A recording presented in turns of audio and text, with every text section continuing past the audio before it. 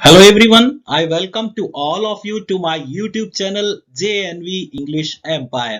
और आज का वीडियो काफी इंपॉर्टेंट होने वाला है एग्जामिनेशन के पॉइंट ऑफ व्यू से और स्पेशली टर्म 2 2022 एग्जामिनेशन के पॉइंट ऑफ व्यू से। मैं आज आपके लिए लाया हूं class 10th English note pros first flight जो आपकी बुक है उसके सारे नोट्स। इसके बारे में आपको बता दूं, ये नोट्स काफी हेल्पफुल होंगे 100% मार्क्स गेन करने के लिए। इवन आप इन नोट से क्विक रिवीजन कर सकते हैं जस्ट बिफोर एग्जामिनेशन और ये हेल्प करेंगे आपको 100% मार्क्स गेन करने में या ऑब्टेन करने में। तो विदाउट वेस्टिंग माय टाइम चलते हैं अपने नोट्स की तरफ और समझते हैं कि किस तरीके के क्वेश्चंस आने वाले हैं और आप किस तरीके से क्वेश्चंस के आंसर देने वाले हो। तो चलते हैं पहले chapter and your first chapter is a baker from Goa. इस चैप्टर को लिखा है ल्यूसियो रॉड्रिक्स ने। तो ल्यूसियो रॉड्रिक्स किस तरीके से इस चैप्टर में बेकर्स का डिस्क्रिप्शन करते हैं या बेकर का डिस्क्रिप्शन करते हैं उसको पढ़ते हैं। आपका कोई भी क्वेश्चन आता है वेदर दैट इज शॉर्ट और लॉन्ग, मैं आपसे प्रॉमिस करता हूं कि वो शॉर्ट और लॉन्ग इस समरी से ही पैकअप हो जाएगा, इस समरी से ही कवर हो जाएगा। मैंने काफी अच्छी तरीके से इसमें स्टडी किया है और उन पॉइंट्स को जरूर डाला है जो आपके एग्जामिनेशन में पूछे जाने वाले हैं। तो चैप्टर का नाम है a baker from Goa. The baker of Goa is known as pader. आप जानते हैं कि बेकर ऑफ गोवा को पैडर कहते हैं। He wears a peculiar dress known as kabai. ये एक स्पेशल ड्रेस पहनता है जिसको कबाई कहते हैं। और कबाई किस तरीके की ड्रेस है? A single piece of frock reaching to the knees. ये सिंगल पीस ऑफ फ्रॉक है जो घुटनों तक पहुंचती है ड्यूरिंग नरेटर्स चाइल्डहुड। लेकिन लेखक के जो वक्ता है उसके नरेटर के बचपन में बेकर्स वोर शर्ट ट्राउजर्स। ये शर्ट ट्राउजर्स पहना करते थे। वो किस तरीके के होते थे? विच वर शॉर्टर देन फुल लेंथ, जो फुल लेंथ से छोटे हुआ करते थे and longer than half pants, तो जो हाफ पैंट से ज्यादा लंबे हुआ करते थे। अब ये कैसा दिखता है? तो he has a jackfruit like appearance. इसका जैक फ्रूट लाइक अपीयरेंस होता है बिल्कुल कटहल की तरह और प्लम्प फिजिक या थुलथुलाई बनावट शरीर की। He sells many kinds of breads. कई तरीके के ब्रेड्स को बेचा करता है।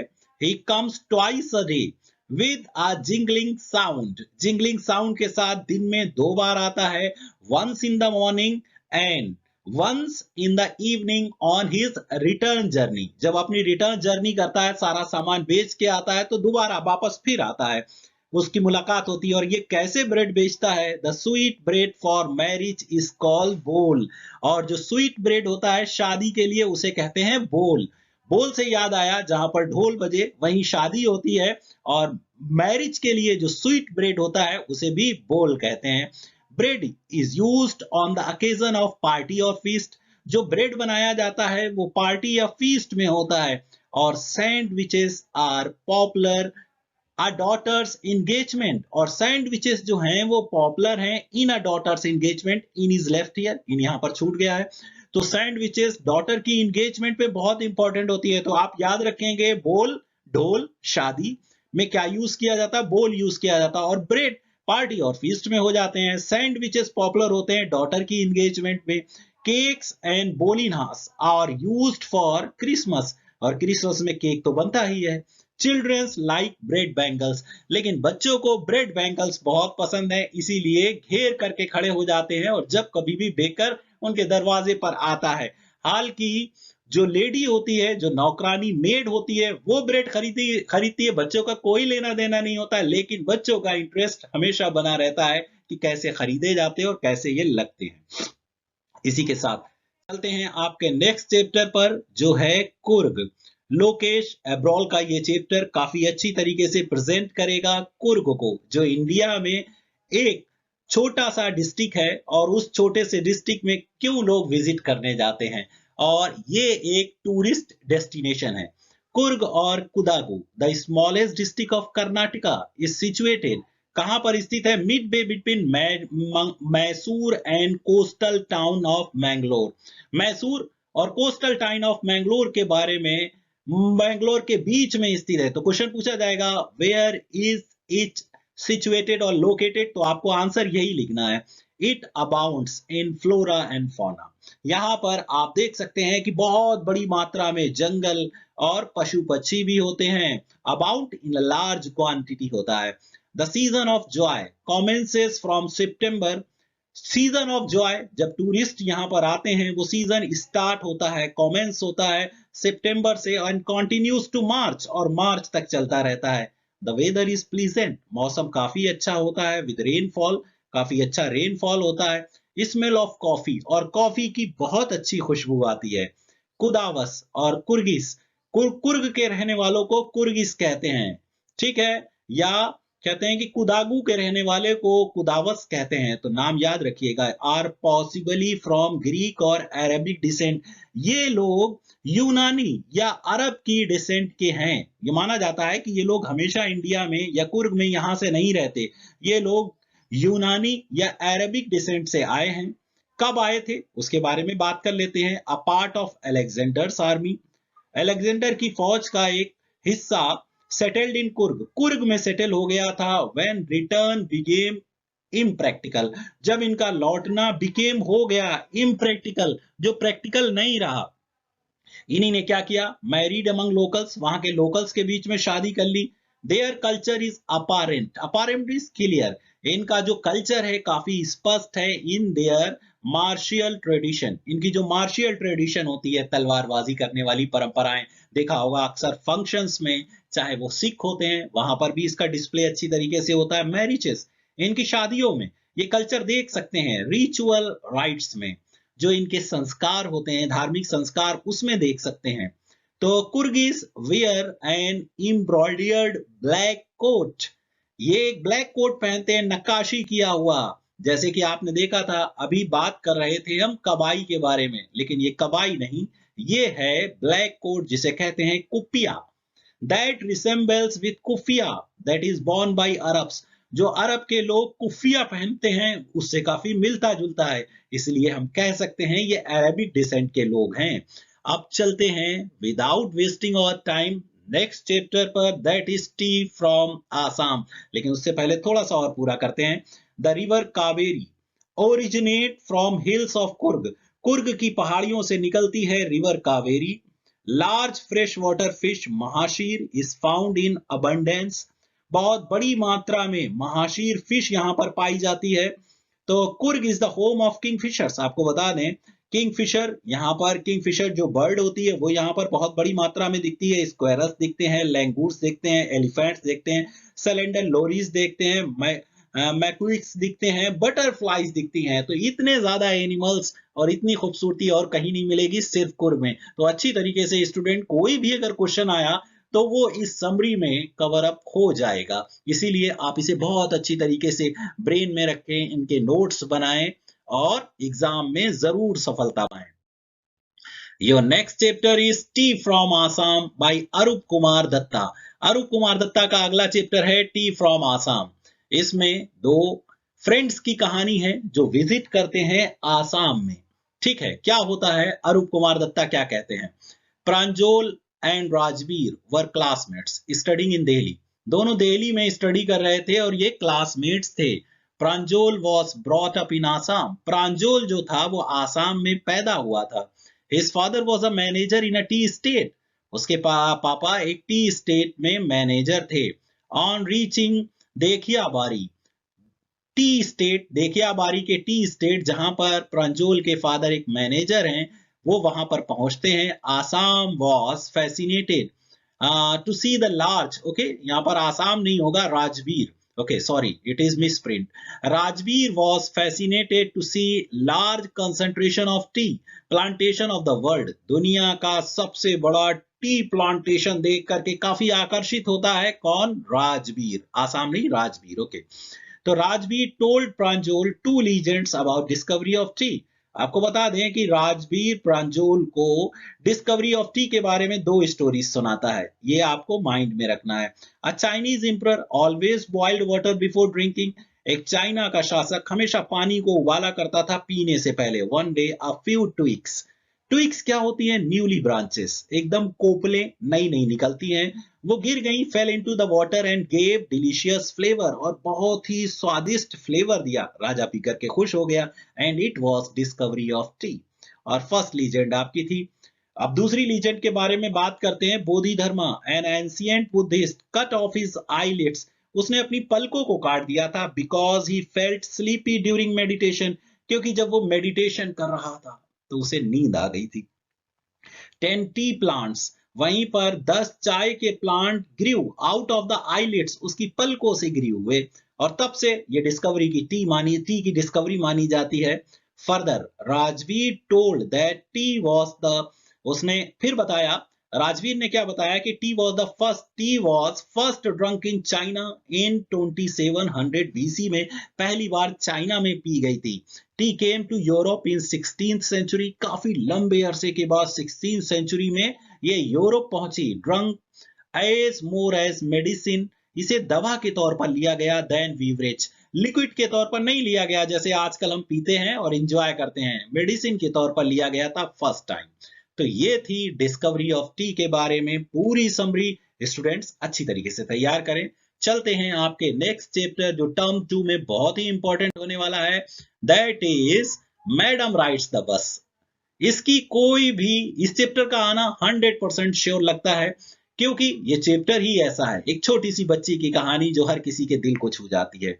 वल्लीज फेवरेट पास टाइम, वल्ली या वल्ली अम्मई, इनका फुल नेम है वल्ली अम्मई, और ये चैप्टर लिखा है वल्ली कानन ने, वल्ली कानम, इन्हीं ने ये लिखा है। वल्लीज फेवरेट पास टाइम, वल्ली का फेवरेट पास टाइम था, क्या पास टाइम था?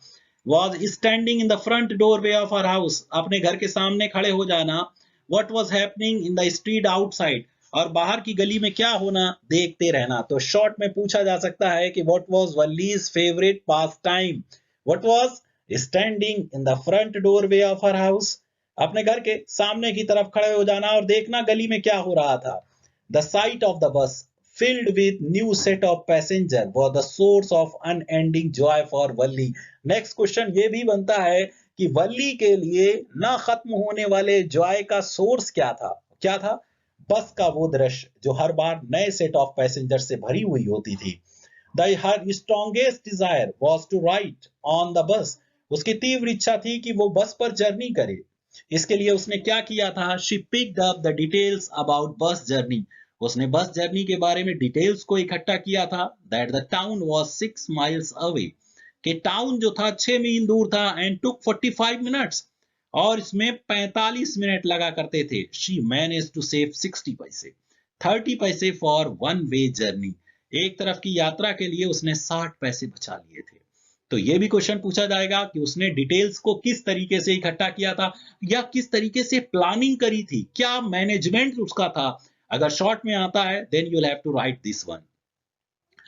तो by resisting temptation for peppermint, उसने अपने लालच को रोका था। पेपरमिंट के लिए, टॉयज के लिए, बलून्स के लिए, as well as leaving her desire to ride on the merry go around.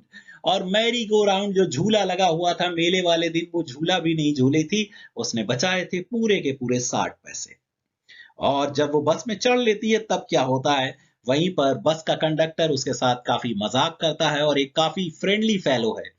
जब वो जर्नी में, उसकी फर्स्ट जर्नी और सेकेंड जर्नी का डिस्क्रिप्शन हमने यहाँ पर दिया है। On her first way to the city, on her way to the city she laughed at the cow running before the bus, bus के सामने जो गाय दौड़ रही थी उसे देखकर काफी हंसती है। बट शी बिकेम सैड, लेकिन उदास हो जाती है। ऑन अ रिटर्निंग जर्नी, लौटने वाली जर्नी पर, to see the dead cow, क्योंकि वो उसी काउ को मरे हुए देखती है। It was the same cow full of happiness, ये वही गाय थी जो खुशी से भरी हुई थी, जॉय से, अ शॉर्ट व्हाइल अगो, थोड़ी देर पहले। लेकिन जब उसकी रिटर्निंग जर्नी होती है तो ये मर जाती है, क्योंकि किसी फास्ट मूविंग व्हीकल ने इसे स्ट्रक कर दिया होगा। Now the cow had lost हम चार्म, अब इसने अपना आकर्षण खो दिया। स्टेरिंग इन वन डायरेक्शन, एक डायरेक्शन में घूर कर देख रही थी, फुल ऑफ हॉरर, खौफ से भरी हुई। Legs spreading in all direction, तो इसकी टांगे हर डायरेक्शन में फैली हुई। यही होता है अंत, जो चार्म, आकर्षण से भरा हुआ थोड़ी देर में खो जाता है। तो ये था वल्ली कानन का आपका मैडम राइड्स द बस। चलते हैं नेक्स्ट चैप्टर की तरफ जो आपका होने वाला है द सरमन एट बनारस। ये भी एग्जाम पॉइंट ऑफ व्यू से मोस्ट इंपॉर्टेंट क्वेश्चंस की कैटेगरी में आता है, तो don't forget to prepare this one. The sermon at Banaras. Kisa Gotami was selfish in her grief. Question कोई भी हो, आंसर तो यही होना है कि किसा गौतमी अपने दुख में बहुत ज्यादा स्वार्थी हो गई थी। व्हाट डिड बुद्धा, कहते हैं कि बुद्धा आस्क हर, बुद्धा ने उससे क्या पूछा। टू अंडरस्टैंड, कहते हैं कि बुद्धा ने क्या कहा था समझने के लिए। व्हाट डिड किसा गौतमी अंडरस्टैंड सेकेंड टाइम, और दूसरी बार में वो क्या समझ गई, उसे क्या लाने के लिए कहा था और वो क्या समझ गई। कोई भी क्वेश्चन हो, यहाँ पर क्वेश्चन थोड़ा सा गड़बड़ हुआ है।